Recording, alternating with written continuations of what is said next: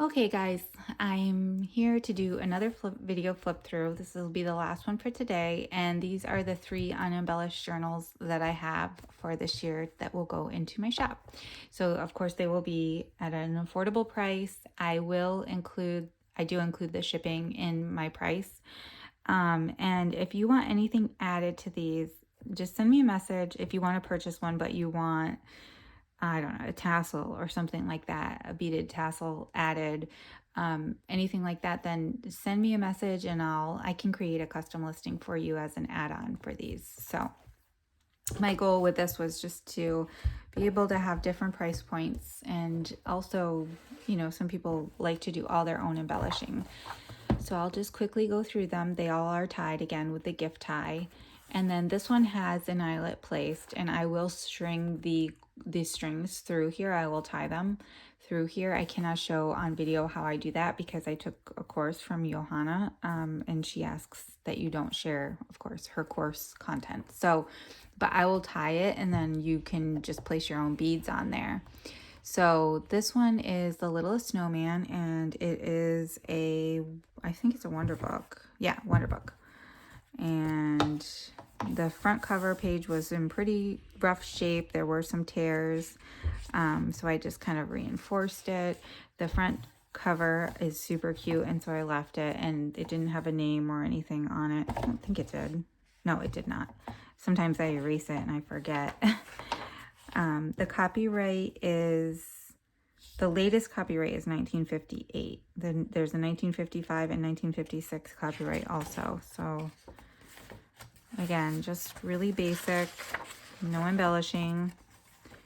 There are some vintage greeting cards. All of the things these are how my journals start before I embellish them or add anything to them. So you can kind of see what the beginning looks like. This is some vintage typewriter paper that's a nice blue color.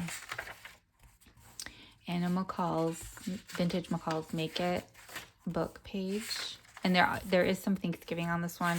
I didn't do anything to these. You could cover this up, or some people like to kind of document a little bit of Thanksgiving or the day after. So that could go either way. This is the other half of that vintage greeting card.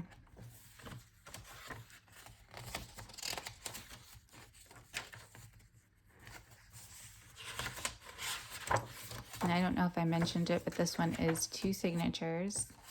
I don't believe the whole story is intact. I added a few storybook pages, but no, I did not add the whole story. And there's another vintage greeting card here. Some vintage carol music paper. Some more of that typewriter paper. There's a vintage postulette. I don't have any more of these. And some ledger. Lots of blank, wide open pages.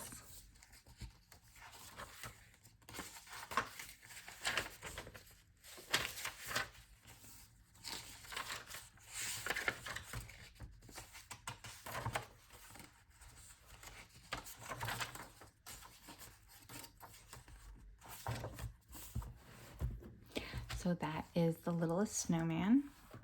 And I have another Frosty journal. These are 2 signatures, and I did tie the signatures on the outside.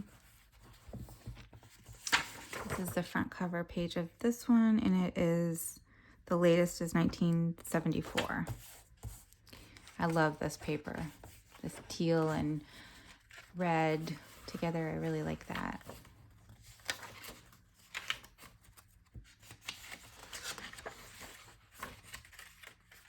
Another one of those vintage postulettes, a vintage greeting card, and a paper doily, some stationery, book page images.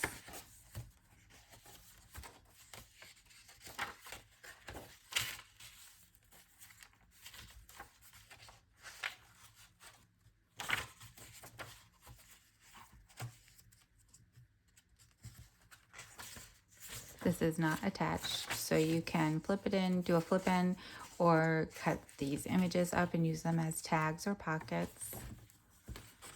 is the second signature.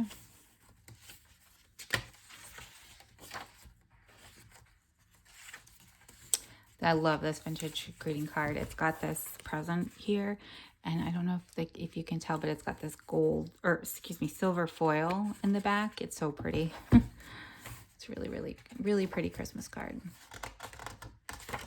Some Christmas bingo.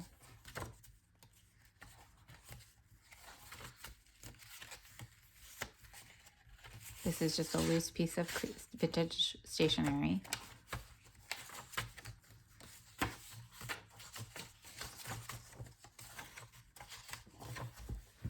And that is the end of Frosty. And then lastly is The Night Before Christmas.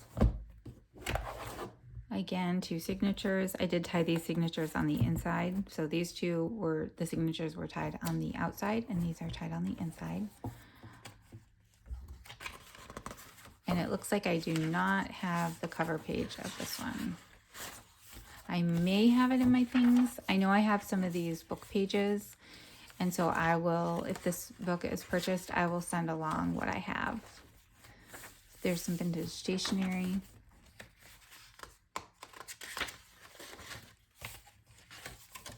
Oh, if a lot of times if there are single-sided pieces, scrapbook paper, I will put them together so that if you want to, you can close them in, like seal here and here and make a pocket out of them. Or you don't have to. You can, you know, do whatever. But I do put the white up against the white a lot so that if I decide or you decide to close it in, it's available.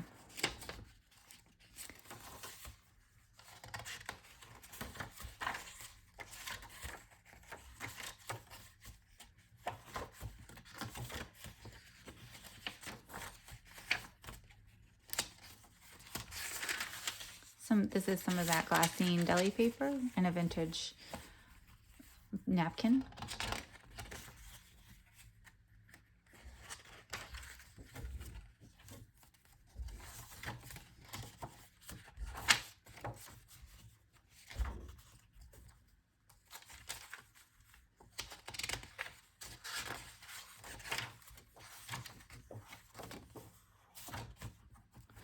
All right, so those are the 3 unembellished journals. And again, I will have the little Scotty baby with the dog, this journal. I will have a video probably tomorrow, either crafting along or flipping through this guy. And then that will be the end of my Christmas journal making this year, so if I have any of these journals that do not sell, then I started making one for myself, but I may just hold on to that until next year and choose one that doesn't sell. Or if I do continue, if these all sell and I make my own, I might come on and make it along with you guys to some extent. And then maybe I can do some journaling in it as well, either way, whether I make it from scratch and then journal. But I figured it might be fun for you guys to see how I use them myself. If you've been following me long enough, you know it's kind of strange for me to share my kids on here, but I might end up just, we'll see what I'll see what I do. I could either think of a way to get around that, or, you know, just realize that